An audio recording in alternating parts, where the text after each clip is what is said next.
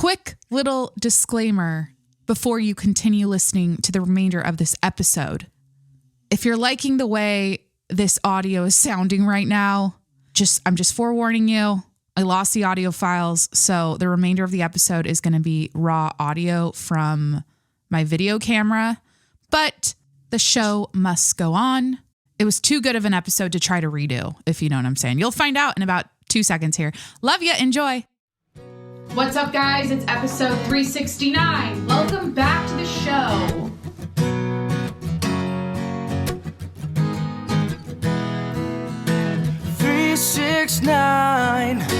Damn, you're fine.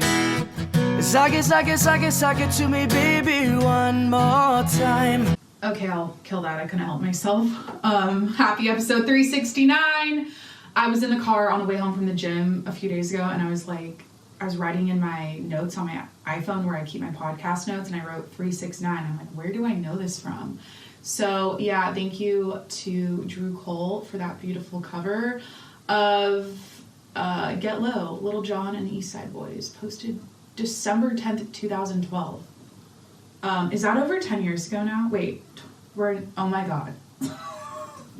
I graduated high school in 2012. What are we in, 2024? 2022 would have been 10 years. Oh my God. Okay. So, hi, welcome back to the show. Thanks for being here. Surprise, surprise. I am on video. So, welcome back to the video version of the podcast. It's been a few months. So, yeah, we're back on video. So, if you're watching this on YouTube, please hit that subscribe button. This is also going to be on Spotify video, so you can watch it on your Spotify app. And what else should I plug here? Yeah, please hit that subscribe button wherever you're listening right now. I'm on Apple, Spotify, Google Podcasts, Stitcher, Breaker, Overcast. Wherever you listen to podcasts, please hit that subscribe button. And finally, please leave me a 5-star review while you're there. Yeah, let's get into it. I have a fun show today. We are, again, on video. I'll set the scene. If you're audio only right now, I'll tell you kind of the visual experience that you would be having if you were sitting in here with me right now. So yeah, I'm chilling in Corey's bathrobe, fresh out of the shower from the gym. Got a smoothie here. I have a smoothie, I have a black coffee, and I have a liquid death. I've never had one of these, so we're gonna try this live on the show today. This is the severed lime version. And yeah, so that's what I'm drinking. That's what I'm wearing. Yeah, I went to the gym this morning. Now we're going to podcast. Okay, cool. This is like my favorite.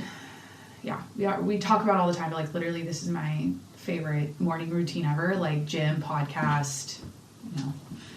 So, yeah, we have a great show today. And, okay. So I have personal life updates.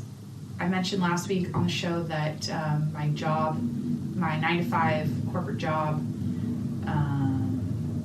basically shit's hitting the fan. Let's just say that. And I have some updates on that front. I just want to let you know that basically here's the update. This week my boss got fired. So I think they fired her boss, then they fired her, and now there's just like 2 of us and the director. So like no one's in our department anymore. It's so light and weird. And yeah, like just know that I think the new era I'm entering into is gonna be, and I can't believe I'm saying this. If you started from day one or like from early on with me, you know that this is like so not what I used to say, but like the next era of my life is going to be, I'm going to be entering my sellout era. Okay. I am going to sell the fuck out because, I don't think I'm going to be there very much longer. And, that's just my gut feeling. And, yeah, so brand deals, sponsorships, a lot of TikTok, I'll be on TikTok Shop doing QVC ads. No, I will not. I will never I will never stoop that low. Like I feel like, yeah, anyways, yeah, I'm going to be selling out. So just know that those paid partnership labels are going to be coming, and you might hear ads on this show eventually in the near future. I should be doing it anyways, right? Like, come on, I almost have 400 episodes and I've been doing this for over 3 years. So it's like, it's time, but like for real, it's time, because again, I don't know how much longer, it's going to be until my head gets chopped off at this company. So, testing the water, really testing the water, publicly talking about it. But I like to tiptoe on the edge of danger a lot here anyways, with my raw, uncut bluntness and my harsh, not harsh, but like my opinions and the crazy shit I say. So, okay, so OJ died. We're gonna talk about that because I literally had OJ Simpson died, as you know, and I was like, wait, I only know like 2 things about OJ Simpson. And so I ended up watching the Netflix documentary this week on him, and now I know like the full story. So I want to talk about what happened, the trial, the whole thing, and kind of like give my thoughts on it, because again, like so the 2 things I knew were like, he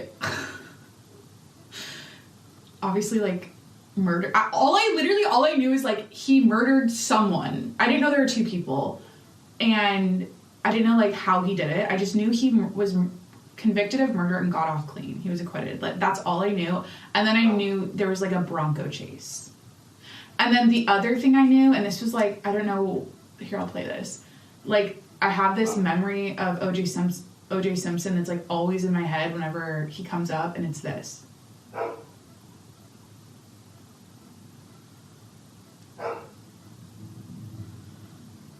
So, yeah, like I think, I didn't really understand he was in prison or anything, so like, I guess he popped on social media after he got out of prison for, what was it, like 9 years? He was in for 9 years. He served in Nevada for 9 years in 2008 after he was convicted of 12 counts of armed robbery and kidnapping and blah, blah, blah. So,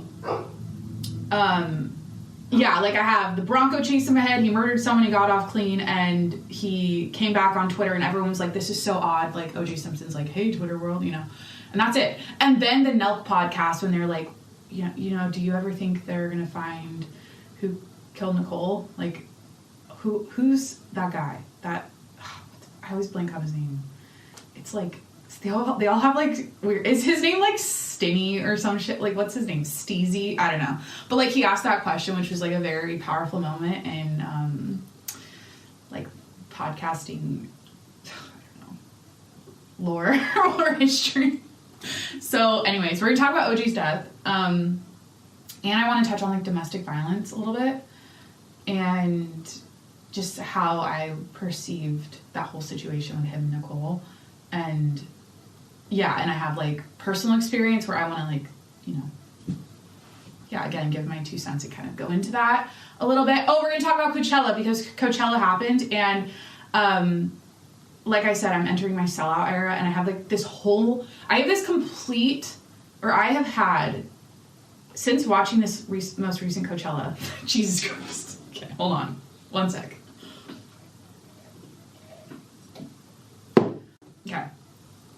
Wait, Coachella's like still going on. Is it this weekend too? Wait a minute. We're like in the middle of Coachella, but like over the last week, like seeing everyone post about Coachella, all these influencers, like I have a completely new mindset about Coachella influencers and like the whole thing. And again, this is so like not who I used to be.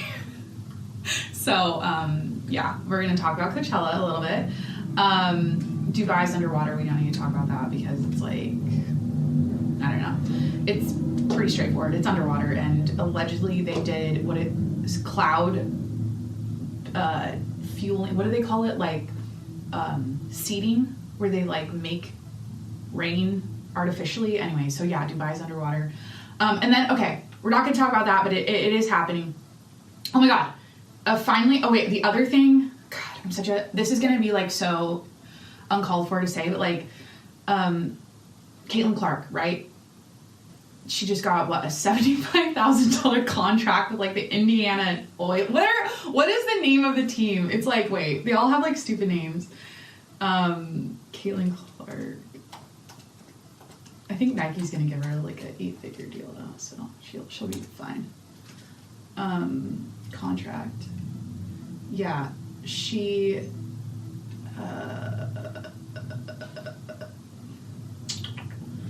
She's going to a team in the WNBA. That's what I know, and she got a $76,000 contract.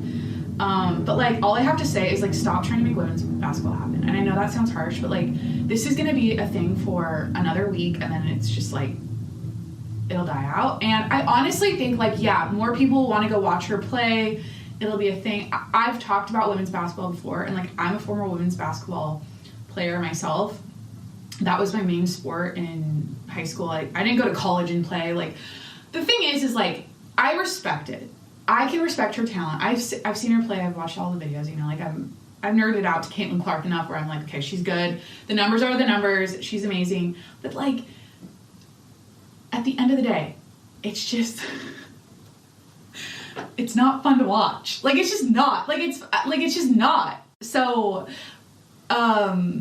especially when you go from like watching an NBA game to whatever. I'm sounding so like, again, I have a whole entire hater segment.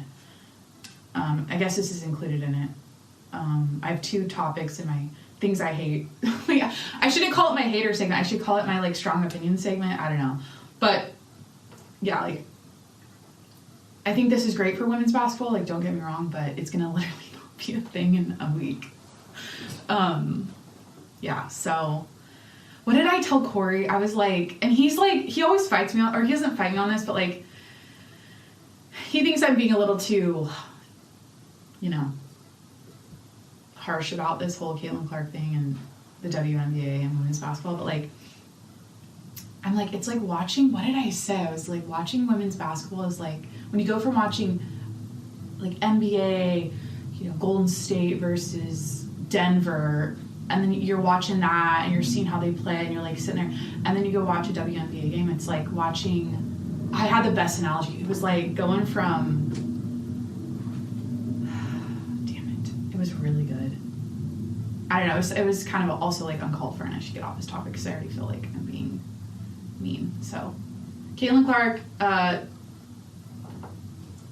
she's awesome, amazing. I really have nothing bad to say, but like, literally, just, I don't know. It's never gonna be fun to watch for me personally. Like, this is just me. And again, I'm saying this as a former basketball player. I remember, and the reason I'm saying this is because literally, I remember, like, I'd be in a game, like a really intense game, you know, I'm like a point guard or whatever, and I'm like dribbling the ball down the court, and I make a cool pass, and then I like, you know, someone passes it back to me, and then I shoot a 3, and then I go watch the film of that game, and I remember like cringing at my own film and being like, oh my god, we look so like slow and like bad. Like, this is just like, oh my god. Like, it always made me like cringe for myself. Even though when I was out there, I'm like, yeah, I'm like going super fast, I passed this ball great, like, it's like, it never translated on video, and especially probably not for the spectators and people watching. So, I don't know though, like, women's sports are, it's a vibe, because it's like, women have this like ferociousness about them, and like, they're more, I feel like, scrappy than men, especially like women's basketball players. So there's like a fun part of watching women's basketball because of that, or like that's like a unique thing to women's, sports, but especially basketball. So I don't know. Anyways, moving on to okay, I'll just do the job update a little bit. I kind of already did, but like, they fired my boss. I got a surprise call that was like, hey, can I do a quick 15 minutes to chat? And I was like, oh shit, I'm getting it. I'm just like assuming at any point I'm gonna get fired. And they were like, yeah, yesterday was her last day, and I just want to let you know before you hear it from anyone else, and blah, blah. And, you know, I've only been at this company for like a year and change, like 8 months. I'm going on 2 years. But, yeah, it's weird. You're just like, and my boss was there for like 30 years. And the guy that her boss was there for like, I don't know, 15, maybe 25 years. I can never remember in my head, but it's crazy how they can just cut you just like in an instant and you're done and everything you knew for the last 30 years. She's got to feel free though. Like she's got to feel free. That's how I would take it. I know she'll go away thinking of this as a positive, and she's it's the kind of person she is, but yeah, it's a weird time. And yeah, I'm basically like mentally, like this really affects, I'm just, again, I've said this many times as when I've talked about my job here, I'm like, and the whole like situation over the last couple months, I'm like, what happens as an employee, you just kind of mentally start checking out because you're like, everything is so different now. All of my tasks are different. My management's different. Everyone's like, everything's changing, and it's just like I think some people are like willing to be like, okay, yeah, like let's rebuild this thing, and like, you know, I'll help the new hires and train them on what to do. Because you know my entire team is basically down. It's just me and one other person. So, but I just don't. I'm just not that kind of girl. It's just not who I am. So you could probably predict the future, and without saying it, yeah, just know that I'm gonna have to enter I'll be forced to be to sell out here in the near future because of what I'm anticipating that's gonna happen in my career. So yeah, I talked a lot about it last week, and just like the bullshit of the corporate world and the fakeness of it, and yeah, I'm kind of feeling like, yeah. What else is happening? Okay, yeah, so OJ died of prostate cancer. He was cremated. Died of prostate cancer after being diagnosed last year. Died on April 10th this year. So that's crazy. Simpson died on April 10th after being diagnosed with cancer, prostate cancer last year.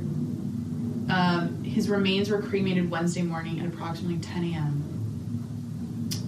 So, I don't know, it's just weird. And again, like, I knew nothing, so then I was, like, curious and, like, okay. The only reason I became curious is because I turned on Netflix and, like, the number one documentary or the number one show this week was, like, the OJ Simpson documentary. And I guess that thing won a ton of awards, and it was really well done. I love a good crime documentary, yeah, so... it came out back in, I think, 2016. But anyways, I want to get into what I think went wrong with the trial and the whole situation. And I kind of want to get into Nicole a little bit.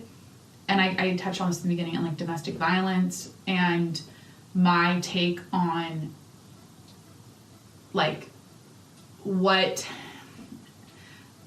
I'll explain my experience with observing people that allow domestic violence to happen to them over and over and over again, and like how, because I observe that, how I have decided, how I have made a conscious decision to have a zero tolerance policy for that in my life. When I'm engaged now and I'm getting married, and in my dating career, that was something from like day one in my early 20s that was like yeah, again, like a zero tolerance policy, non-negotiable, because of what I witnessed. And so I just want to talk about, yeah, a little bit of Nicole and his relationship, and something I think the trial got wrong, or like the prosecution got wrong with talking about her. So I don't know if you're familiar with the OJ Simpson murder case and everything, but it's obviously one of the most iconic trials in history. Like, it had everyone glued to the TV for months, right? Like, everyone was on the edge of their seat about this OJ Simpson trial. There's a crazy statistic, by the way, when he was getting chased in the Bronco, which was literally like a motorcade. Like, I thought the Bronco chase, because again, I had like a couple little nuggets of information in my head about this, but like I didn't know it in detail, but I thought the chase was like a high-speed chase, like they're fucking chasing him. No, they're fucking chasing him. I'm trying to be better at that, sorry. Literally, it was like a motorcade for a politician. Like, they were just following him slowly on the freeway. And I found out later it's because he had a gun to his head, or like he had a gun and they were just trying to, like, you know, keep him from offing himself. So, yeah, so iconic trial. This is back in the 90s. I'm gonna get the dates wrong. I believe it was 94-ish. 1994-ish when this all went down, maybe 95 during, I don't know. But early 90s, early to mid 90s. And so the things that so I guess I should describe what happened. He had a history with Nicole, his wife, and I'm going to get these details wrong, but like they had an on and off relationship. They had 2 kids. They were married, and then they like divorced or separated, and then they got back together because he said he was going to change, or he's a changed man and blah, blah. But there is like a back and forth with their relationship and a history of physical abuse where, you know, she called the cops on him on multiple occasions. And, you know, on the one occasion, it's interesting, the cop that they completely plastered and destroyed during trial, Furman, he actually showed up before to their house when he came after her with a baseball bat. So like he had witnessed this before, where OJ had gotten belligerent and full of rage and you know, beat her up, or what's it called, threatening to, or whatever. He had witnessed it, and then, you know, years later, however long it was, he shows up and there she's, you know, beheaded basically. It was a gnarly stabbing murder. So, but yeah, their relationship was not smooth, and the way the documentary painted their relationship was like he was obsessive about her, but felt like he couldn't have her, and she was like unattainable. And he was a super jealous guy. Like when they like broke up, and she would date other guys who was super jealous and would get like really angry and like follow them home and like watch them have sex through her windows, and like, yeah. So his whole vibe was like rage, jealousy. But then he had this charismatic OJ like showman side, where in a, you know, switch of a light and a flip of a dime, in a split second, he could go back into, you know, Mr. Hollywood, you know, and just turn it on. And here's the thing, he was a football player for UFC, star football player. He grew up in, I believe, where did he grow up? Forget where he grew up, but he grew up in the hood, basically. And his dad was gay, and I guess that I checked into this documentary. I don't know how many episodes in Corey was, but like I missed the part about OJ's childhood and like his upbringing and his football. I started watching it during the when like building up to when the murder happened and his relationship with Nicole. So but yeah, so these things, that his childhood, it wasn't perfect, but like he became this star football player and then celebrity guy because of it. Did he play in the NFL? I only knew like 2 things before I watched this documentary, so I'm just gonna speak from what I remember. But let's fast forward to the murder. So there was some sort of recital for their kid. I believe he attended it with Nicole and maybe her mom. Again, this is a little fuzzy, but basically they had gone to this recital thing, and then OJ went home, I believe, and then wasn't invited to dinner. So they went to dinner at a restaurant after the recital with like the mom, Nicole, and the daughter, the son, I don't know which one it was. And then, long story short, they went home. After dinner, they all went home, and Nicole called the restaurant, I think, and said like, hey, my mom left her glasses at the restaurant. Can you bring them by the house? Which is a weird ask, but I think later what we found out is that Ron, the other guy that was murdered with Nicole, worked at the restaurant. I don't know if he owned it, or it seemed like it was like his dream to have this restaurant. Basically, he, on the night of the murder, had brought the glasses in an envelope to her house and dropped them off. And when he had done that, that's when OJ was there and was, you know, stabbing the shit out of her, and then he got stabbed, and you know that like they both obviously died and right then and there. And so yeah, it was this chain of events that was a little bit like, he attended the recital with Nicole and her mom, and I'm assuming, again, fuzzy, but we're gonna just kind of keep it basic here. And then yeah, she went home, called the restaurant to have them bring the glasses to the house, and then OJ he did it, like, come on. Somebody came to the house and slit her throat and stabbed the shit out of her and Ron. And I'm not trying to be morbid and graphic and insensitive here, but like, they, in the documentary, and now it's just like the goddamn videos of war that I see all over my social media now, and like what's going on in Israel and Gaza, but like, now I have that permanently in my head, what it looks like for a throat to be completely slashed, and like I didn't realize how like the skin would do that, I guess. But they showed it in this documentary, and yeah, it was gnarly and so sad and so horrible. And as you know, like, he was acquitted, so like all of this just sucks overall. But here are the things that I believe went wrong in the OJ Simpson trial. Number one, the glove, obviously. When Chris, the prosecution lawyer, had asked OJ to try on the glove, we all know that it didn't fit.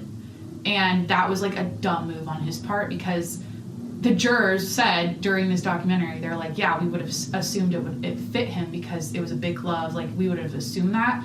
So I believe the defense attorneys were kind of fucking with them and basically alluding to like, they're gonna have him try it on, or like, if you don't, we'll make him, or something like that. They were taunting him about it, or taunting the prosecutors about the glove situation. And so they made a game time decision to have him, I think actually the defense attorneys were anticipating they were gonna have him try on the glove, and that's why he didn't take his arthritis medicine for 2 weeks, which swelled his fingers. So, but also with the glove, so what went wrong was having OJ Simpson, and the glove, if you don't know anything about the glove, it's the glove that was found at Nicole's house at the murder scene, and at OJ's house, like on the side of the house somewhere, just in some rocks. So glove at the murder scene matches the glove at his house, like, you know, what the fuck? It's like clear as day. Like, come on, like, how does that just like happen? And all of their blood was on it, and yeah. So everything about this is like, I cannot believe he was acquitted. And like, now that I watched the documentary and saw the whole story, I'm like, this is insane, and I get why everyone says that. So yeah, it was a total mistake to have him try on the glove. And the other thing that went wrong in the trial was Furman. First of all, this whole thing, they pulled a race card out and said, we're going to make, the defense attorneys were like, we're going to create this narrative that everything about this had to do with race and the fact that OJ's a black man, and, you know, they're making him out to be this murderer because he's black. And then this was during the era of Rodney King, and it was right after that happened, so that was obviously in OJ's favor. But the thing about OJ, and the thing that I learned during the documentary, is that he didn't really associate with being black and being, he just didn't, you know, until after the fact. Literally, it's like, he literally was like, I'm gonna go hang out at Roscoe's Waffles, or whatever it's called, and like eat chicken and waffles with black people now, so I can, like, you know, learn more about my culture. I don't know, it was so weird. He was like going to churches and where it was just like a all black people church, or all attendees were black, basically. I mean,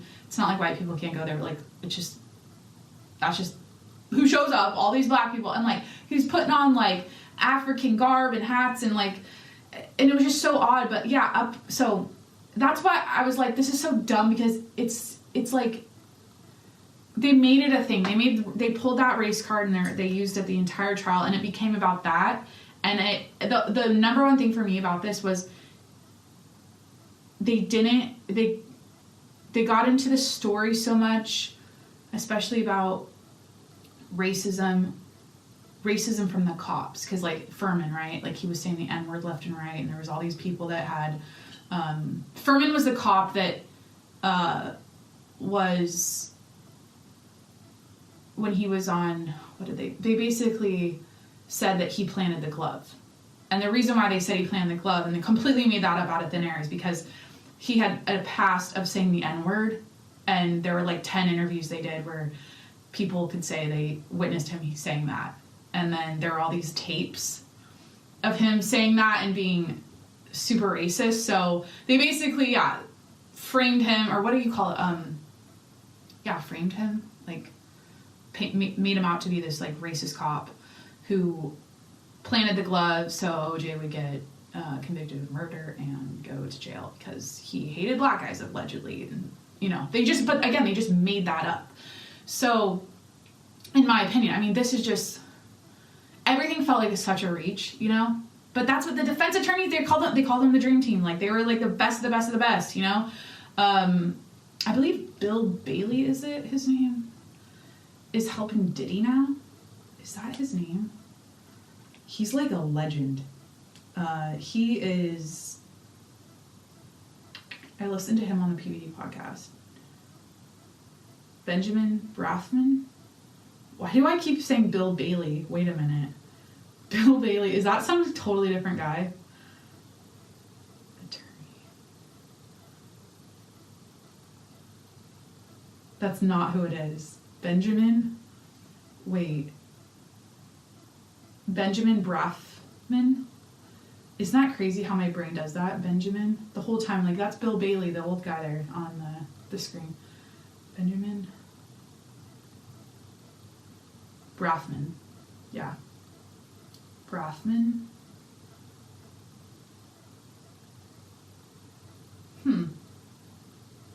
It's not who I'm thinking of. Was it? OJ's attorneys. Defense attorneys. Sorry. Intermission.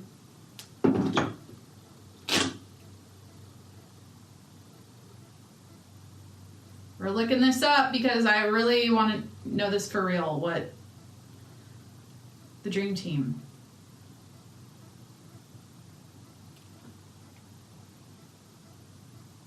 Oh my god, I'm struggling right now. Wait.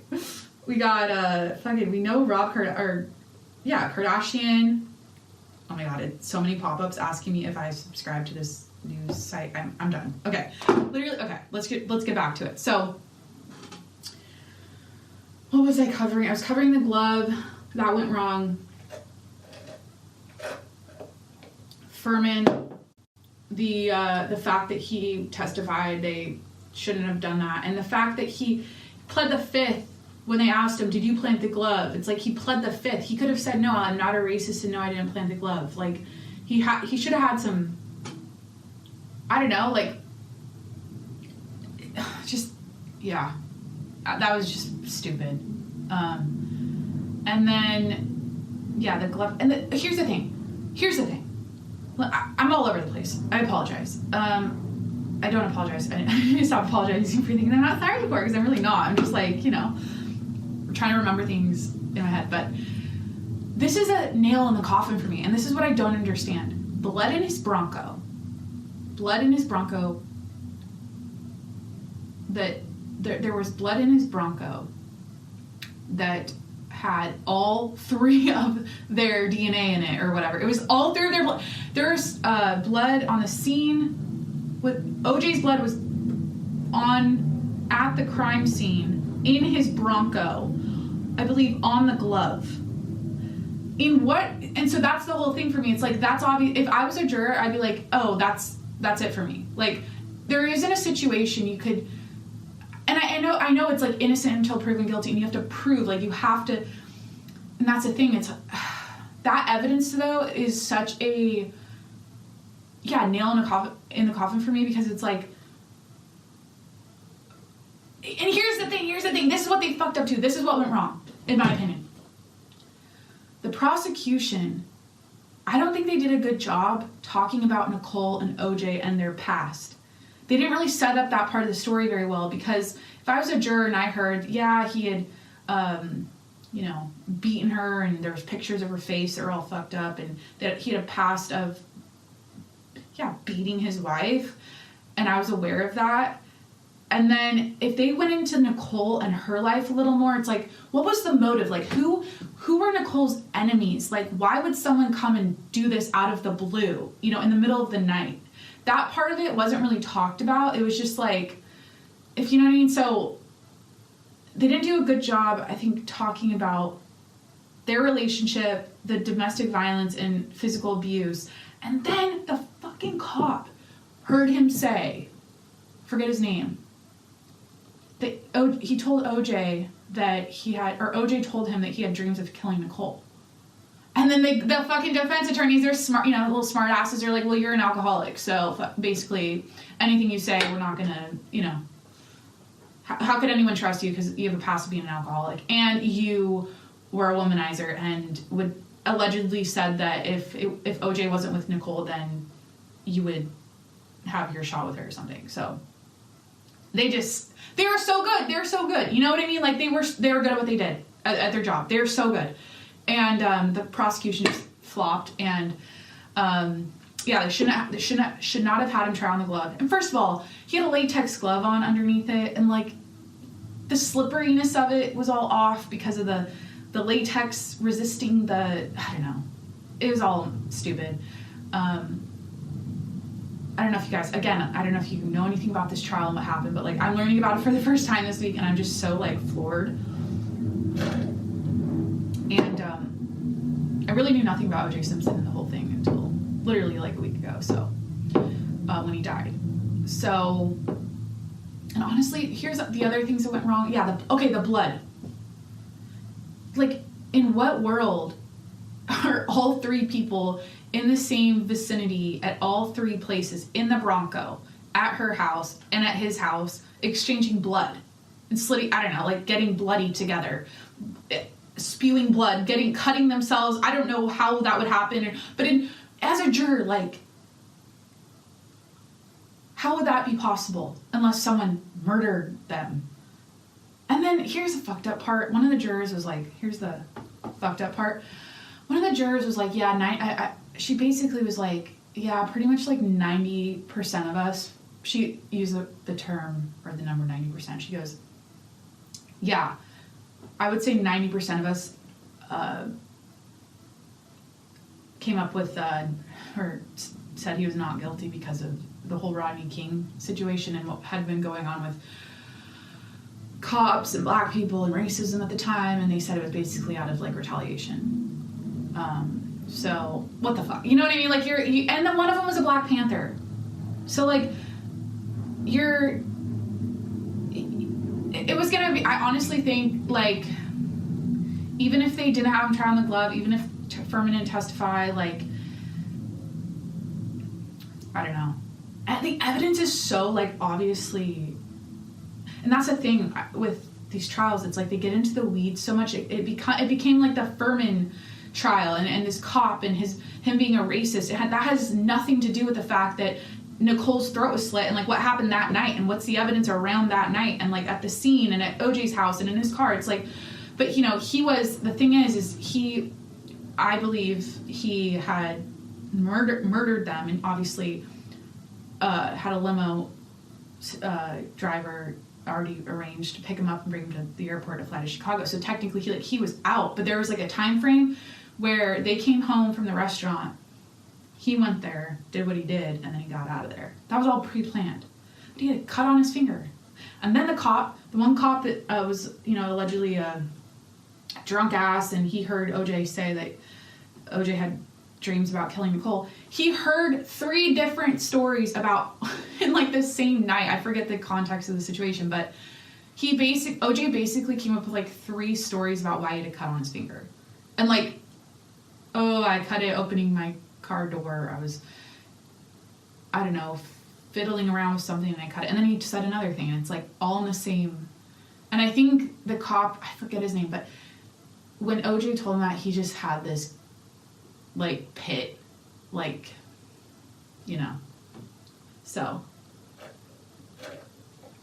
but yeah, I honestly don't think they explained Nicole's life and why someone would do that to her. Because it's like, I always think of, motive, like what would cause someone to go and do that? What would be the reasoning behind that? And they just really, I feel like they didn't explore that during the trial enough. And anyways, honestly, and the other thing that's so blatantly obvious is his reaction. It was so off.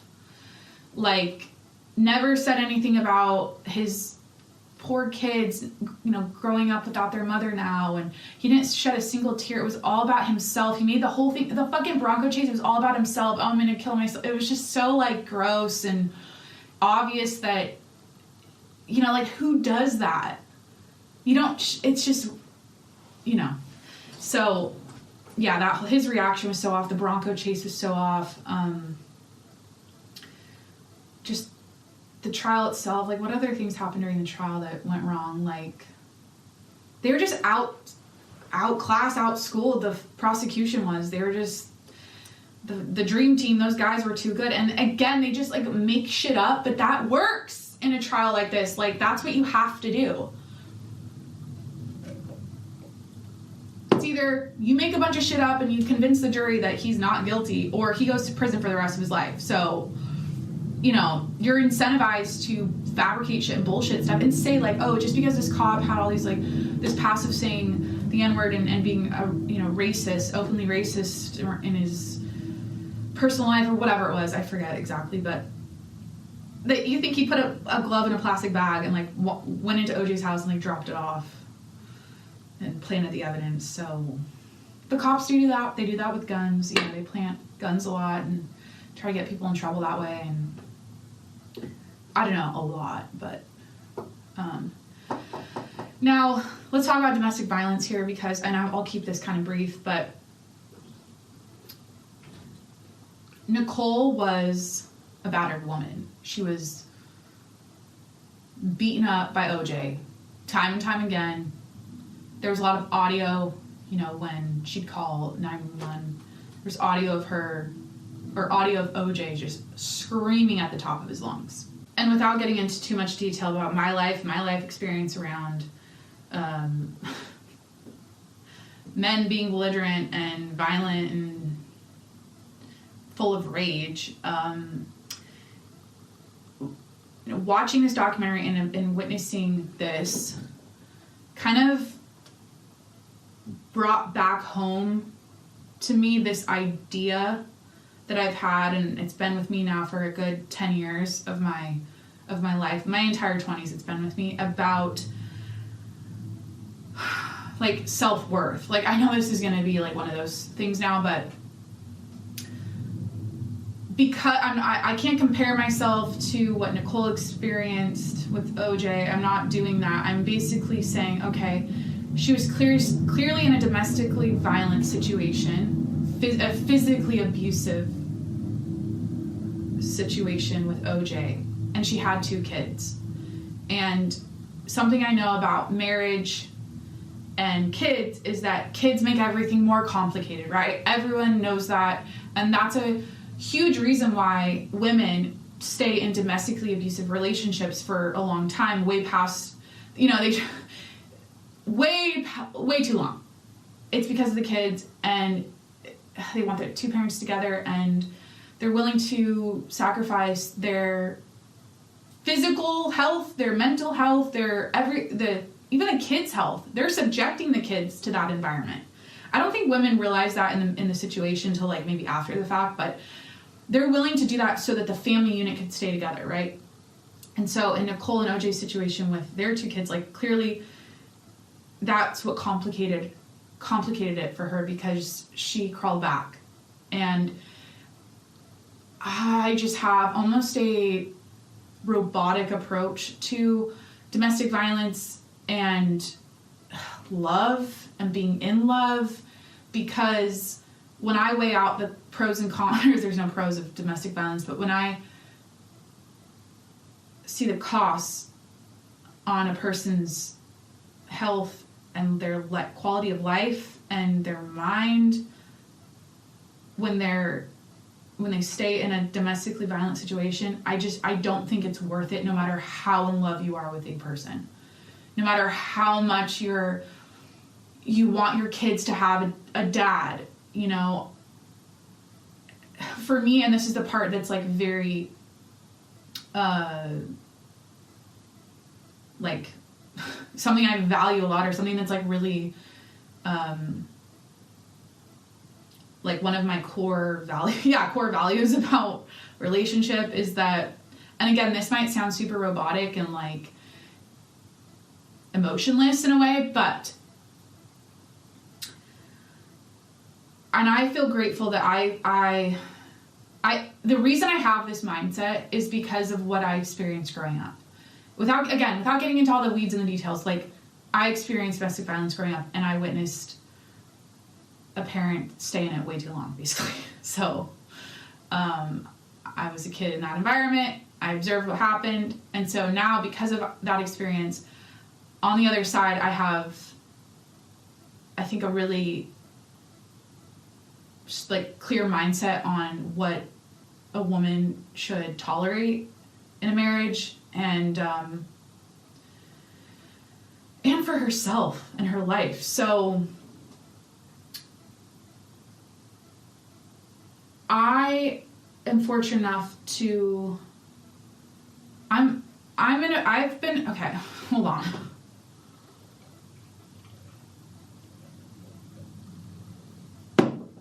Basically, I entered my dating years after shit hit the fan with my parents. So I just witnessed this shitstorm of divorce and, you know, all the things that went sideways. And I basically made a pact with myself, or like I basically went into my dating years with the mindset that I will not tolerate abuse, physical, emotional, any form of abuse at all. Like, it's an absolute non-negotiable for me, and I have a zero tolerance policy. That means, and this is the part that might sound like cold and like extreme, but that means if it happens once, I'm out. So, and that I'm also applying to, or I've also thought of, okay, those are, you know, that's my mindset for my dating years when I'm, you know, just me and a guy. But I also, early in my 20s, thought, okay, someday when I get married and I have kids, even in that situation, it will be a non-negotiable, because I don't have a zero tolerance policy for it. So if it happens once, I'm out. And so with Nicole and OJ and a lot of women across the world, when they're in that situation, unless you've experienced it before and you've witnessed a family member, a friend of the family, an aunt, and whatever, if you've witnessed it, if you haven't had that experience, what happens to a lot of women is they're just in it and they don't think this way. They don't have these standards for themselves and these like non-negotiables for men and abuse, because it's kind of all they know, especially women that have had, it's all they know because that's what they witnessed their dad do to their mom, and now they are dating someone and then marrying someone who's also doing it to them. So it's almost like normal for them, and it's almost like, you know what I mean? So that's why I feel grateful and fortunate that I have that experience under my belt with domestic violence. And it was super, this is the whole thing with my podcast.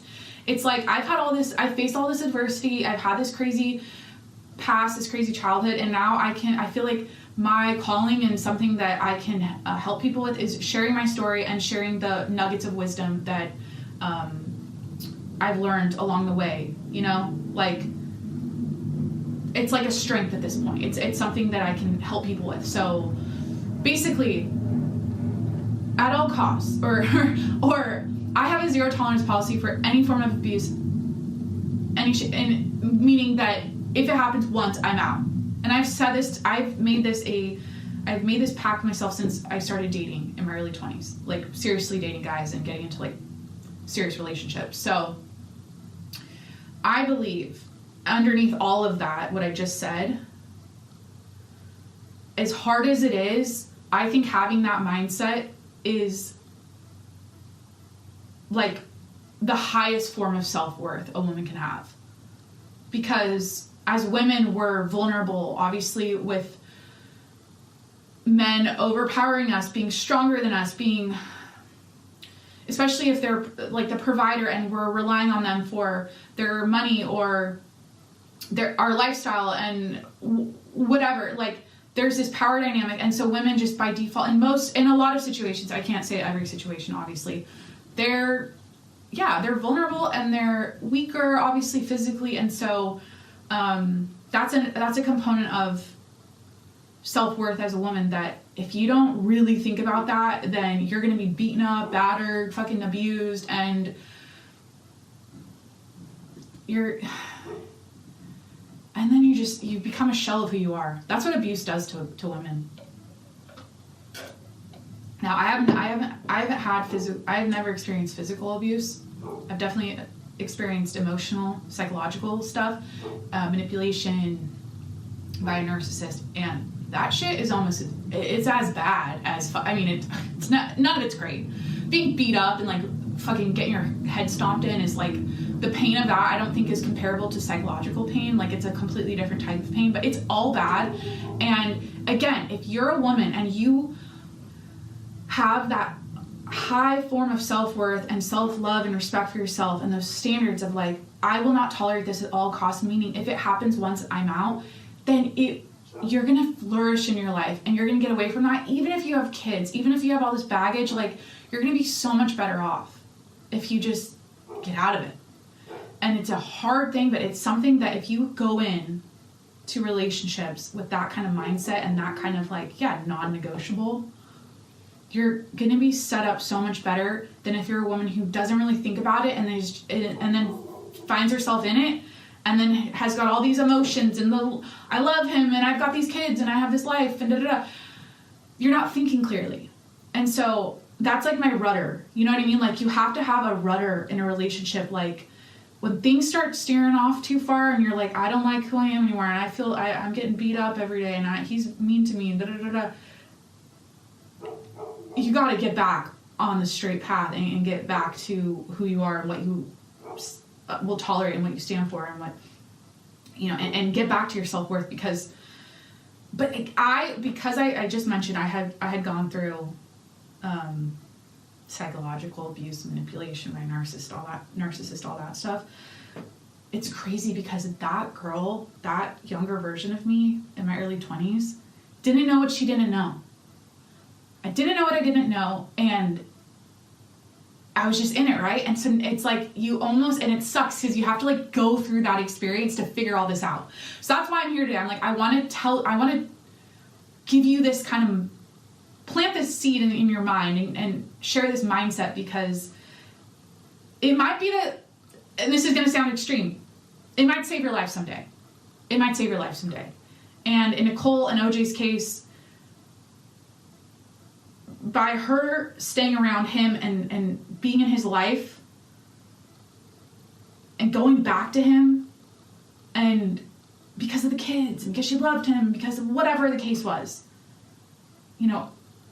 I'm not justifying it. This obviously is not like, oh, well, it's not like, oh, she deserved it. No, it cost her life. So that's just how, like, honestly, that was like the biggest takeaway from the documentary, the OJ Simpson documentary for me, because I go to like the root cause and the core of things. And what you're looking at here, and I didn't even talk about Ron and him getting murdered, but what you're looking at here is a woman who was murdered, right? Obviously Ron was too, but I'm talking about Nicole. She was murdered. And that's horrible. But I go into like the root cause of that. Like, why is a woman like that murdered? What was it that, not that she played a, it's not that she didn't do anything wrong necessarily. It's just like the people you get into relationships with, like, it's like, you cannot let them abuse you in any form. And if they do it one time, you gotta leave. That's my, and it's something I'm so passionate about this, again, because of my own personal life experience, what I witnessed as a kid growing up, like, so yeah, that's kind of the end of the OJ segment here, because, I mean, God, it's like, it's heavy, and it gets me, like, not emotional, I just get, like, really passionate about it, because I see so clearly how, like, having, how, like, your mindset as a woman in a relationship, or like you have to sit with yourself and be super present and, like, get clear about what you will tolerate and what you won't, and you have to think about it. Like, I think about it, and the only reason I think about it and I've done all this work is because I fucking experienced it before, and I'm like, I don't want that for myself at all costs. Same with an alcoholic, like, it can never. If I get a tinge, like, I remember early dating, like, if I got a single tinge of, like, this guy's got an alcohol problem, I don't go to the date too. I don't entertain it. So, and here's the thing. Here's the lesson. This is the deep, underneath all this stuff, it comes down to self-worth, in my opinion. It's all about, like, loving yourself enough to walk away, loving yourself enough to only allow for positive people, positive relationships, positive jobs, positive everything. Like, suffering, you do not have to suffer in this life. You don't. And it's up to you. And it's about what you tolerate. And that's really what it comes down to. But you gotta, you have to think about it. And again, you don't know what you don't know. So, like, unfortunately, life's full of a lot of lessons, right? And it's easy. It's like, I think a lot of times you have to go through the pain to experience the joy. You know what I mean? So you gotta, it's tough. But hopefully that pain isn't you getting murdered, you know, like Nicole. Like, literally. So, anyways, that's the OJ segment, the domestic violence segment. I definitely, I kind of tiptoe around my childhood and abuse, because I don't know, it's not like, I think I have a lot to share, or I have a lot I can help people with in regards to that topic. You know, I have a lot of insights on it, and then this is probably I think this is my biggest insight on abuse and domestic violence. For women, like, having that super intense core, like, deep to your soul, non-negotiable or zero tolerance policy, for abuse. Like, it should never like, this is the thing, there's no reason, and this is why, like, I'm currently engaged and I'm with my best friend, and everything's, like, peachy and loving and amazing, and, like, we both believe there's no reason for us to scream and yell at each other and rip each other's heads off and get personal. Like, one of the things we do not do is we don't do personal attacks. We do not do name calling. We don't make jokes that are mean about each other. Nothing's personal. It's just, there's no need for it. Like, we're so healthy and so on the same page, and so we communicate so well, and we love each other so much that it's like, and because I've experienced this, I know it's possible. Like, and this is what I think healthy relationships teach you, is that it's possible. It's like, it's out there. It does exist. I don't like to say it's rare. I think it's actually really common. I want to say, like healthy, positive relationships are common. Don't think they're rare, and don't stay in something because you think this is the best you're gonna get. Don't settle for a fucking abuser and an asshole and someone who makes you feel like shit. So, God damn it. This is how I know he's the love of my life. go to the Padres game and sit in box seats with our friend. I won't say their names, but please, God, yes. Thank you. Hopefully I don't black out this year like I told you. This is how quickly I can change a topic. Get a text about going to a baseball game and sitting in really nice seats and getting free drinks the whole time. Last year I went to the Padres game. I forget if it was opening day. I don't remember what day it was or what game, but we had cutwater margaritas flowing the whole time, and like it was one of those times. I'm not super proud of this, and this happens like never. Maybe like once every 5 to 6 years, but it was one of those nights where the next day I looked at my camera roll and I was like, I don't fucking remember any of this. I had pictures of me and Corey, pictures of me, you know, like nice, like Instagrammable, like, hey, I'm at the baseball game pictures, selfies in the bathroom, videos of me and Corey, videos of other people talking, pictures of me with other people. Like, it was wild. So I love a baseball game. I love, you know, a nice box seat situation with really good food and drinks going. So I guess we're going to go to the Padres game. All right, let's get off of this dark murder shit and domestic violence shit. Let's talk about Coachella, okay? Let's talk about Coachella because I've had a total mindset shift about influencers.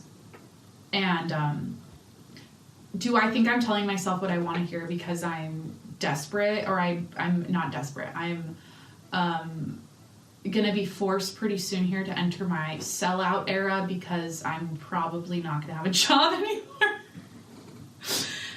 And I need brand deals. Yes, absolutely. It's in the back of my mind. And I think this is influencing why my mindset is shifting and why I'm like, you know what?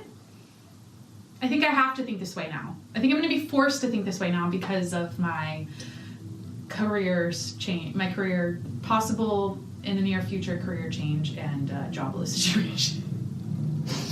But with that being said, I have a new thought and a new mindset about influencers and Coachella and brand deals and tagging the brand and, you know, posting a paid partnership TikTok or whatever. Like, here's where I'm at. It is what it is at this point. It is what it is. I used to fight it so hard. I used to mock influencers. I used to shit on them and say, you know, they're fake, they're phony, they're a bunch of sellouts, like they don't have any morals, and well, there's just a lot of like sleazy people out there being influencers and just frolicking around, really doing nothing, just posting hot pictures and, you know, plugging products all day and living in their LA mansions with 15 other hot people and just living this crazy ass lifestyle while they're driving fucking Lamborghinis and shit. So like my mindset about influencers has always kind of been negative, like the quintessential like LA influencer. Let's just put it in that box. Obviously there's an array of archetypes, influencer archetypes, but it's 2024. Okay. We've been doing this long enough now where I think I finally, literally as of a month ago, I think like everyone's in on the gig now. That's what it is. Like you see an influencer post a product acting all like, you know, like, oh, I love Liquid Death. It's my favorite sparkling water. Oh my God. Like, let me take a sip. Like they're kind of acting like ditzy or whatever, but it's kind of like, everyone's like in on the gig. It's almost like I'm not even bothered by that tone of voice anymore or that way of being when they're plugging a product. I'm just like, that's just how it is. That's just how it's done now. You know, like I'm not gonna be like, oh, that person's fake or oh, they're a sellout. No, it's like that's their career. That's their profession. It's literally now a profession, like a doctor or a lawyer. So yeah, like personally, because I have this new mindset shift about influencers and like, because I'm saying this because of Coachella. Literally all these hot people are there with a brand, tagging the brand the whole time, going to these like parties with brands and, you know, like the Poosh Lounge, whatever the Poosh Bus. What was it? Camp Poosh. Or, you know, there with Kourtney Kardashian's brand, and then there's the Revolve. Like, was DJ Khaled there? Who was it? T-Pain rapping at the Revolve stage or something. I don't know. Like, and hold on. I'm gonna, because I just mentioned Liquid Death, I'm gonna give it a swig because I'm an influencer now and I don't know. I'm actually thirsty.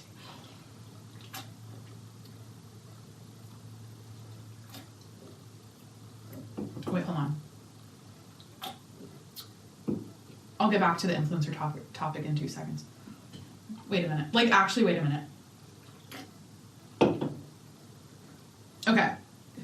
This sucks. Oh my God. They're not gonna work for me now. You want my honest review? I should have gotten the plain Liquid Death. Like, it's not bad. But I have bubbly lime sparkling waters and like LaCroix lime the bubbly ones are better in my fridge right now, and like I would prefer that over this. This tastes like, it's reminding me of my childhood. It's like a popsicle. Like almost like a sour apple popsicle. Did they make lime Otter Pops? It's like a lime Otter Pop. It's actually good. It's just like, it doesn't do the sparkly thing like bubbly sparkling water does. So anyways, I need to try the regular one. Like, it's drinkable, it's good. It's not like, ooh, it's gross, but it's just not as good as my other sparkling water. Honest review. Cheers, Liquid Death. Okay, so everyone's at Coachella with the brand, everyone's posting with the brand, blah, blah, blah. Like, I saw it this year for the first time with a positive mindset. I was like, yeah, that tracks. Like, yeah, you're an influencer, you're going to Coachella, you're, you know, there with a beauty brand or a lifestyle brand or whatever. And I'm like, that's just how it is now. Like, cool, great. I don't care if you're there for free. I don't care if they're paying you a bunch of money. Like, that's just your career. And there's hot people are always going to be in demand. And because brands use hot people to promote their brand and sell their products, like, it's this perfect storm. And Coachella is such a great place for all of them to like hang out once a year. Like, they look great. Like, it's everything's popping and pretty, and like the backdrops and the setups and the tents with the yoga setup where you're going to do your yoga in the morning, and then you're going to go have this beautiful brunch, and then you're going to go and take your pictures at the pool here, and then you're going to go to the concert, and like, it's great. So because I have this new mindset shift that's positive about influencers, I finally, as an influencer / I'm like on the fence, right? Like, I feel like I've always been on the fence. I'm fully ready now to sell out and like join them. Like, put me in, coach, give me a product. Liquid Death is probably never gonna want to work for me now, but literally, like, let's go. Like, I am so cut out for this job. It's like not even funny. And so like, that's why I think I'm going through. And I think this is because we're in Aries season. We just had the eclipse, and I guess like a lot of life changes happen in April. And I feel that so hard for myself, because like, yeah, like April, like every year I feel like something like shifts for me. So like, yeah, I'm like ready to take this leap of faith and like go and do it, because I'm so cut out for it. I love obviously podcasting and entertaining, and like put a product in my hand. Like, literally, I'm ready. Put me in, coach. Like, we're doing it. Oh shit. So that's where I'm at with Coachella influencers. Like, yeah, I used to be so judgy, but like now I'm not even mad about it. I'm like, I don't know why. I feel like, but then, you know what? Here's the deal too. And this is why you just gotta find your tribe, find your people. Like, hold on. This is the part of the podcast where I ask if I'm recording, and we are currently recording. Cool. This is the thing. I do hear a lot of chatter about everyone's over influencers. Everyone's like over it. They're over it. But here's what I know about human behavior in 2024. Like, we are literally all on our phones. Like, I have not, and it's like proving me wrong. Like, my grandma has a higher screen time than I probably do. Like, everyone's on their phones. everyone's like, even if you can't stand them, even if you're cringed out and annoyed, oh my God, all they do is plug products all day and shop, and they're over consuming products, and they're being annoying and fake, and I hate the sound of their voice when they talk, whatever. You're watching them, and everyone's addicted to watching other people's lives and keeping up their life and getting inspo from their life, and like that's just the rhythm of society right now. So in my opinion, I'm like, great, if that's where the attention's flowing, I want to be on the other side of that shit. I want to be on your phone, right? So hi, subscribe to my podcast, follow me on Instagram at Jacqueline Monroe. Like, oh, we got to talk about my Instagram. Actually, I do want to touch on a call I had, a business call about my social media, something I learned, like a tip about Instagram and the algorithm yesterday. So anyways, putting in, just mentally checking that off. But yeah, I'm like, I just want to, I feel like I've already carved this space out on the internet with this podcast, like where I have people's attention there. But like, I just want to be obnoxious. No, I'm kidding. So yeah, moving on, let's go into things I am like annoyed by, or like something I'm just hating on right now, or something I have. These are things I have a strong opinion about. Things that piss me off. This segment should just be called like things that piss me off. All right. So, thank you. All right. People that use the sauna as their hot yoga studio need to find God. No, I'm like, literally, it is one of my biggest pet peeves right now, because there are two people at my gym that I love sitting in the sauna, right? I just have this, like, am I easily annoyed by other people's presence? Okay, the thing is, it's like, I'm just chilling in there, and when I see in my peripheral, and first of all, they're wearing, like, bikinis, they're all sweaty in their little bikini, and they're fat ass. Like, when I see in my peripheral a downward dog happening in the sauna on the bench, I'm just, like, irked. Like, I love hot yoga myself. Like, don't get me wrong. I'll sit and I'll do a little, like, maybe I'll stretch my hammy in the sauna when, like, not a lot of people are in there, or, like, no one, because I'm, like, by myself. But when it's a full sauna and you're sitting there doing your vinyasa flow and your little tiny bikini with your fucking puss hanging out, it's, like, off-putting to everyone else. And so, yeah, currently one of the things that is pissing me off at my gym are people that use their sauna, the free sauna that comes with their membership, as their hot yoga studio on a regular basis.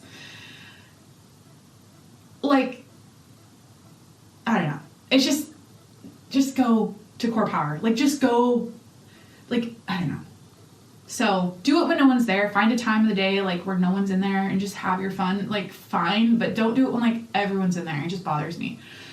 Next topic, things that piss me off right now. What kind of positive chime can I, like, what kind of positive sound effect can I do right now for this? Things that piss me off right now. So, here's what I gotta say. Something else that's pissing me off right now is a brand that seems like everybody loves. It's a brand that the Kardashians like to plug, all the hot people like to plug. I think Jimmy Butler plugged it once, or had a campaign with them. A lot of, like, athletes, celebrities, A-listers. Everyone seems to love this brand. Except me, okay? And here's what I have to say about Alo Yoga. They need to fucking relax, okay? And get the stick out of their ass. Because it is shoved so far up there. I was recently browsing their apparel section of their women's apparel section of their website. And I was searching for loungewear because I work from home. I'm at home a lot. I want cute outfits that are comfy, that are, like, matching sets, that aren't just, like, my Adam Sandler outfits where I have, like, a random big sweatshirt and leggings on. You know what I mean? I want something that is matchy-matchy, that's, like, good quality and cute, like a camel-colored lounge set. Something kind of warm and fuzzy, that kind of vibe. I was on their loungewear section, and I came across a pair of cashmere pants, lounge pants, for $400. Like, what the fuck? And then I was curious. I was like, what's the most expensive product they have on this website? I'm just curious because, like, after I saw those pants, like, their leggings are pretty, like, average price. You know, they have, I think, $150 leggings tops. I don't know if anything's, like, $200 leggings-wise, but they have, like, coats for $1,200. Like, who the fuck do they think they are? Okay, Alo Yoga gives off pretentious stuck-up vibes so hard. And I'm so annoyed by it. I'm so annoyed by everything Alo Yoga. Again, it's like for no reason, like, who hurt you, right? It's like, where is this coming from? Is this some sort of like childhood trauma response happening? Like, are you jealous of people that wear Alo Yoga? Because it's like, you know, super like sexy and like cool, and you don't feel good enough because you don't wear any. I don't know. You can make all this kind of shit up in your head. All I know is that they have a stick up their ass. They think they're cooler than they are, and they need to stop. And they need to stop. Like, they need to, like, know their audience. Like, who are you trying to fucking reach out here? And, like, people, oh my God, this is it for me. I have like, this is not going to sound nice. And that's just like kind of what I do here sometimes. People that work out in the Alo Yoga Pilates studio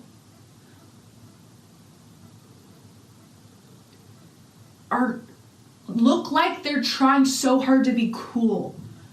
It's like something about that dark black wall, the lighting. It seems like it's in like a basement somewhere. Like, I don't know where this Pilates studio is, but it's just like, it's got that like sexy workout modern vibe that like everyone's like obsessed with right now. It's like super aesthetically pleasing to like look at, but you just look like you tried so hard to get in there to post your stupid Pilates video in there with all the aloe shit everywhere and just like aloe.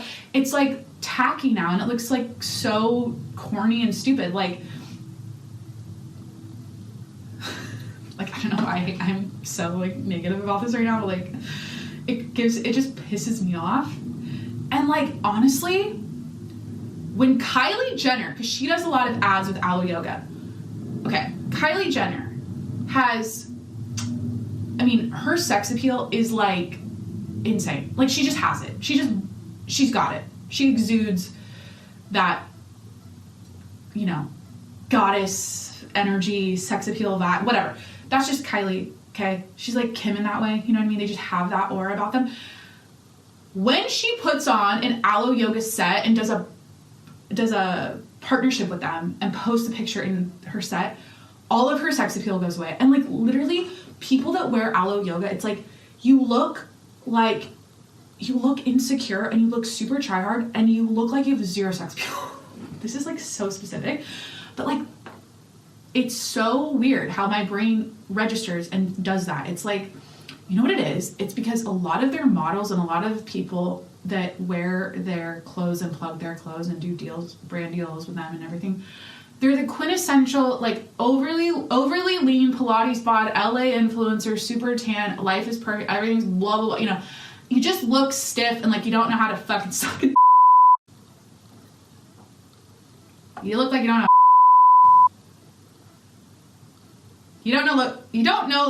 You look like you don't know how to. I gotta stop. This isn't. It just. Like, you would look. Okay. I just have all these opinions about workout clothes and leggings too. Like, I should get into that, but. In addition, men that wear Alo Yoga hats. The aloe, when it says aloe, I think it's just the name aloe that pisses me off. It's like, aloe. It's like so like LA. It's like aloe. LA. It's like you just breathe it out. Men do a vinyasa and wear aloe. Men that wear these hats look like rabbit fuckers. It looks like they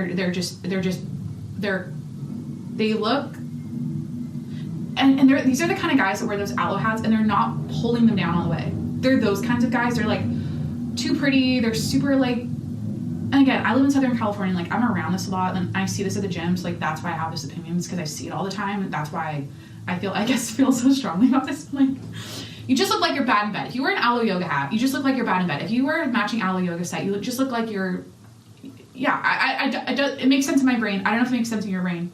I heard once on social media from like a video I saw that was like, if you think it, there's like 50,000 other people that probably think it too. So, where are my bitches at? Okay. Like, let's, but I guess like the CEO of Nike or like someone in their marketing department had said that Alo Yoga is trying way too hard to be cool. And anytime a brand does that, they like fall off and they like lose people because people in LA, the cool people, okay, I don't know why I need to like cool it. Like it's not like a yoga clothing brand or a clothing brand, an athleisure brand needs to have a lot of sex appeal and be all about that. But like, why does it just like why does it make people look so stiff and like boring and like you have zero personality or like ability to? Kylie Jenner should do a Nike ad. Like a legit Nike ad. I think that would be so cool. Like, I know she's not I don't know how much of an athlete she is, but like, I feel like Nike's all about like, everyone's an athlete. Like anybody can be an athlete. Everyone who has a body is an athlete. So yeah, anyways, that's my thought on Alo Yoga. They need to fucking relax. And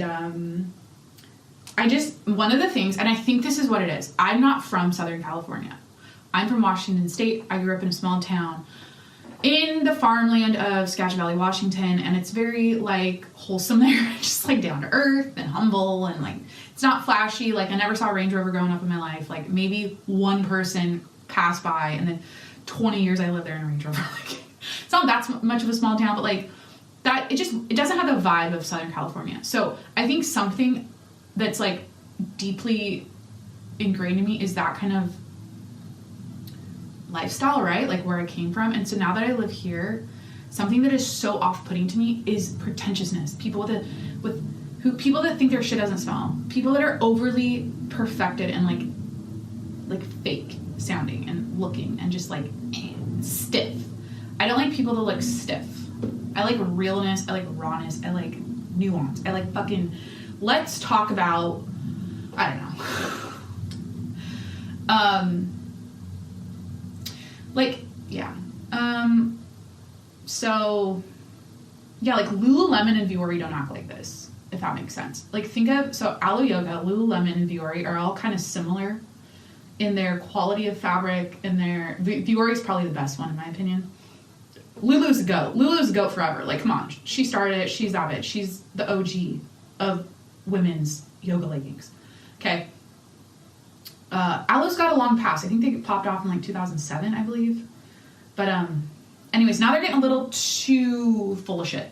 So take those cashmere pants off your website. No one's buying them. If they are, like, what the fuck? I guess here's the thing. I guess like hot LA, like Pilates bod, hot boy, like surfer dude, I don't know. They need hot shit to wear and expensive shit. Oh, they're also like rich as fuck, so like they can afford it anyway. So like they need brands like this. I guess that's their audience, and they're actually like targeting them, and it's actually all working out. And I'm just being a judgmental little like peasant over here. So who wears a Amazon Arula scrunch butt leggings? Which, you know what? Here's what I have to say about Alo Yoga, yoga brands in general. Leggings, women's leggings, right? In 2024, there is currently a marketplace where you can purchase leggings that make your ass look incredible because of the way they like scrunch around your butt, right? So why wouldn't you buy those, right? And it's like I'm cursed now forever, because the second I bought a pair of leggings like that and pulled that fabric up my butt crack as far as I possibly could. I couldn't buy the other leggings. I can't wear the other leggings now. Like, I don't care how fat your ass is. Nobody looks good in yoga pants with those normal seams going on that the leggings back in the day used to have. And they still have them, but now you can buy shit that scrunches up your ass and makes it look 10 times better. You know what I mean? So, like, just buy those. But those scrunch butt leggings are a double-edged sword for a couple reasons. Number one, I've had a lot of traumatic experiences, pulling them up and ripping the asshole out, where I'm at the gym with a hole in my pants. So it can, you can be a little too aggressive with those, and you can end up with a hole in your pants situation, which is kind of funny. It's crazy. Like, I'd say like once a month I'll be at the gym and I see the same girls all the time, and I'll like, it's hard not to see people's butts when they're working out, when they're like bending over and doing their, RDLs and shit. Like, once a month I'll be like, oh, she's got about a week left in those. Because I'll see like a little rip starting, or a little like it's given away. And I've seen like full on holes back there before in these scrunch butt leggings, like full on. So the other part of the double-edged sword thing with scrunch butt leggings is that if you hike them up in the back, you kind of have to hike them up in the front too. And it kind of gives you a fupa if you're not careful. And especially if you're packing a lot down there. So you just gotta like pay attention to that. And I personally, I do a thing where I like, instead of scrunching them straight up in the back, I wedgie them from the side. And so that flattens the front where the crotch is. And so it doesn't look like a fupa camel toe. Ooh, they're camel toe free pants now, because they don't have the seam like the Alo Yoga and Viore and Lululemon ones those type leggings do. They just don't have a seam there. So when you pull it towards the butt crack, this is so like the way I used to be on my podcast, by the way. I feel like I've touched on this subject a long time ago. I think it was like episode like 32. Go back to the episode titled I'm Cam Newton. It's literally titled I'm Cam Newton. I specifically remember on that episode talking about Gymshark leggings and how they give you a fupa. And I think I'm repeating this conversation with you now, like 3 years later. So, but yeah, anyways, I like pull them a certain way so like the front looks flattering and, Anyways, yeah. Literally, like, those normal leggings give you pancake ass. So just buy the ones that scrunch up a little bit. It just looks so much better. That's my pro tip of the day. All right, what did we cover? Is this it? Like, is this literally the show? 369, damn fine. Okay, we started there. I kind of updated you about my job, what's happening with my career and the changes that I've been navigating professionally. OJ's death, the trial, all my thoughts on everything, spiel about domestic violence, talk about Coachella, and me entering my sellout era, having a mindset shift, and basically saying, I'm with you, influencers. I'm one of you now, and I'm ready to join up. So let's start collabing. Dubai is underwater. Caitlyn Clark is getting potentially an 8-figure deal with Nike. God bless their soul, because she got $75,000 from whatever Indiana. What's the name of the team? It's like the Inkers. It's like the Inkers, right? Like, that's the team she got recruited by, or what do they call it? Like, signed with. I talked about Alo Yoga, and just, isn't it funny how, like, my brain, it's not funny, it's actually, like, again, I said this last week, I'm like, what personality disorder is this? Like, please don't diagnose me in the comments, but it's funny how, like, my brain just, like, associates, like, a pair of leggings with someone who's bad in bed. What makes someone look like they're good at, like, fucking, like, what is, like, a trait, what's a quality that just, you know instantly, like, this person, I don't, like, what is it? Maybe I have this thing where it's like, the leaner you are, the less, I don't know, like, you need some, like, fat on your body. I don't know. It's so dumb. I think what it is, too, is if you're so consumed with, like, your health and your body to the point where it's, like, you're just so perfected, which is, like, shout out. Good for you. Like, you know, I do that, too, but I have, like, this super balanced approach to everything. I feel like a lot of people that are, like, that's their entire lifestyle, their entire personality is based on how hot and lean and Pilates botted out they look. Like, that's their whole personality. They're just all about, like, that stuff.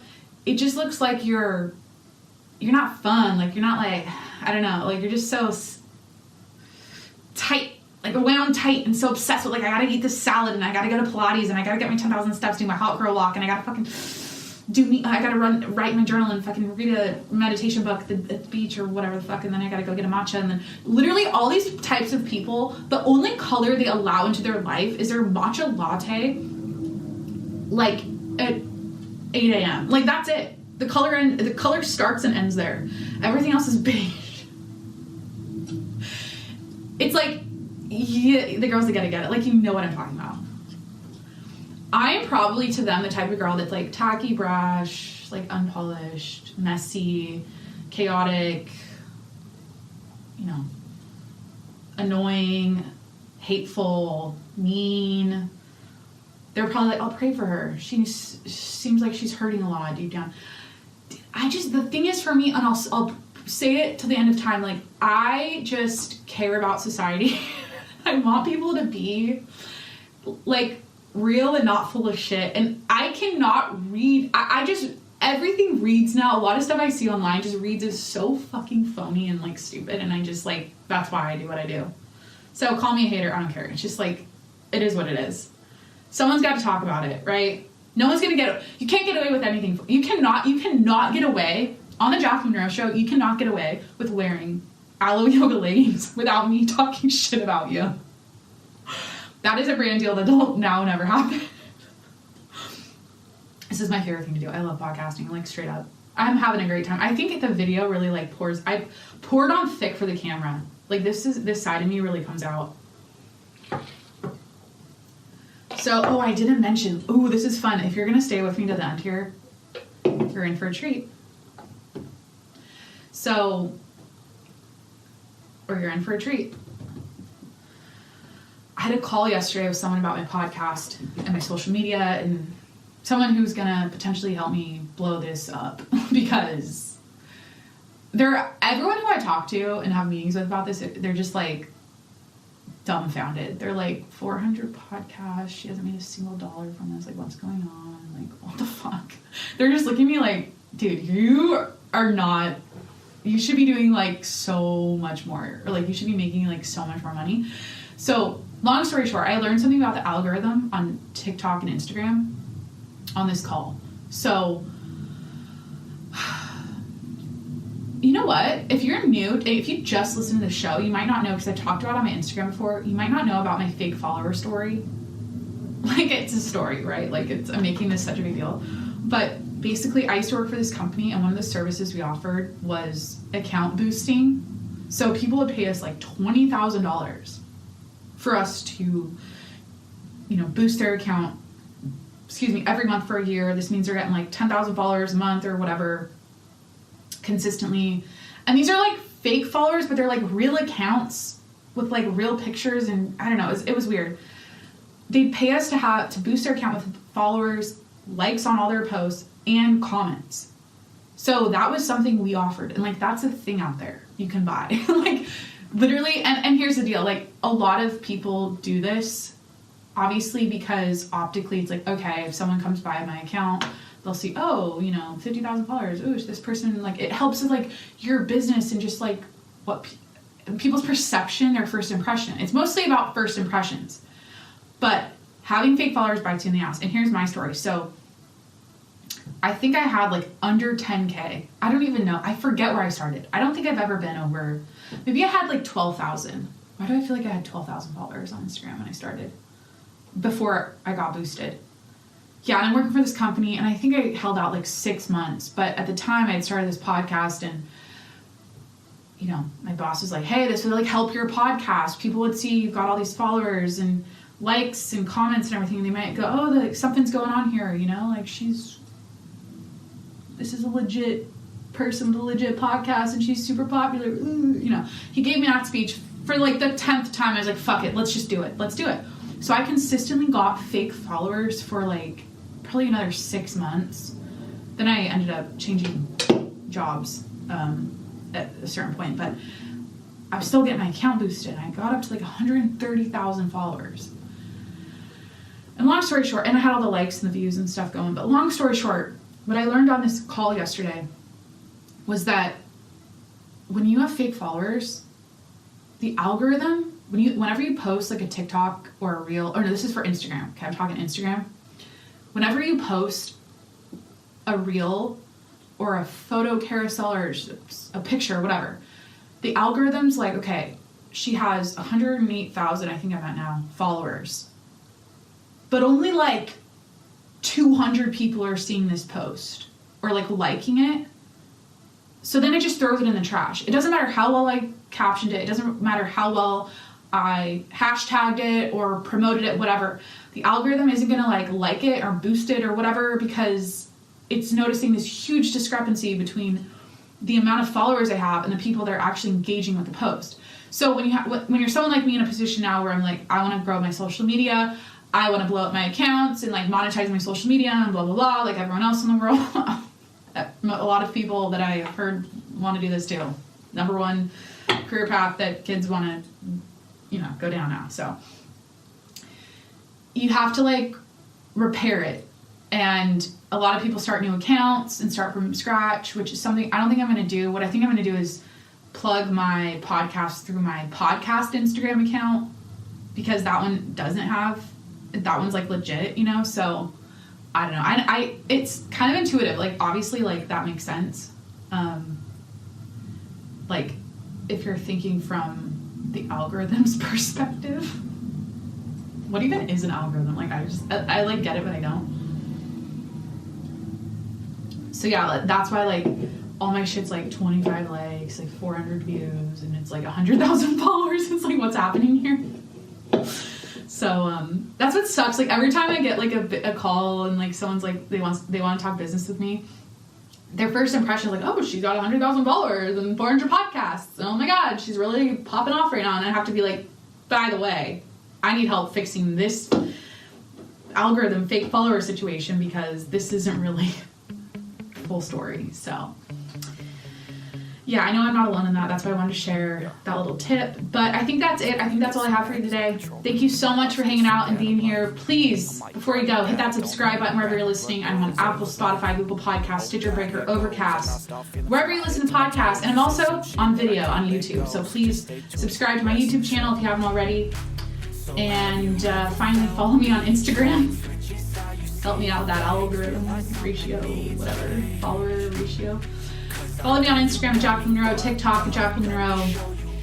And my final ask before you leave is to review the show 5 stars and share this. Sure, tag me, share this episode if you liked it.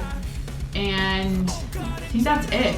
Thank you again for hanging out, and I'll talk to you next week. Bye! I'll do what it takes, I ain't making mistakes like that. I'll play it on your face to make you go take it back. I'll lose my shit, I go crazy when I'm mad. And now you go wish you would shut the fuck up real bad.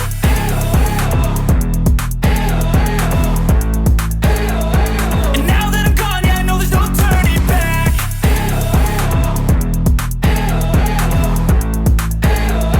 And now that I'm gone, yeah, I know there's no turning back. I don't fucking take smoke, I'ma poke a hole through you, choking's overdue.